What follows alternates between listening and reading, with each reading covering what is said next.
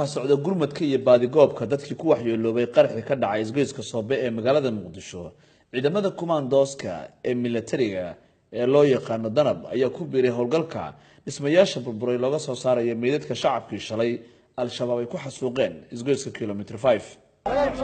ciidamadan waa ciidamada militariga gaar ahaan kuwa kumaandooska sida u jeedaan waxa ay saacadan oo ah xilli dambe oo habeena ay halkan ka baadigoobayaan meedadka dadkii halkan guriyuhu ku dumeen. waa isgoyskii Soobe ee magaalada Muqdisho oo qaraxii dadka badan ay ku dhinteen oo ka dhacay.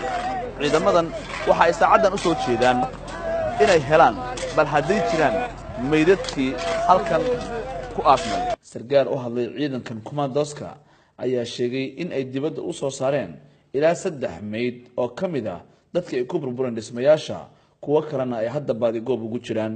ciidanka xoogga dalka Soomaaliyeed gaar ahaan ciidanka Danab ay u taagan yihiin saacadaas oo ay u nadiifinayaan oo indhihiinu shan yihiin inay dalkooda mar walba dhiigooda iyo naftooda iyo maalkoodaba ay u huraan ayay ugu taagan yihiin. waxaan ka soo bixinay dhismayaashii burburay ilaa 3 qof oo meyd ah hadda waa soo saarnay, inta kalena waa ku daba jirnaa.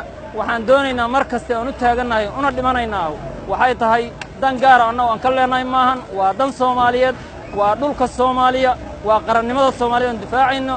mar walba waa u taagnaan doonaa insha Allah ta'ala, waana ka sifayn doonaa daalimiinta dalkana ku soo duushay haddii Ilaahay yiraahdo. al-shabaab tad'ufka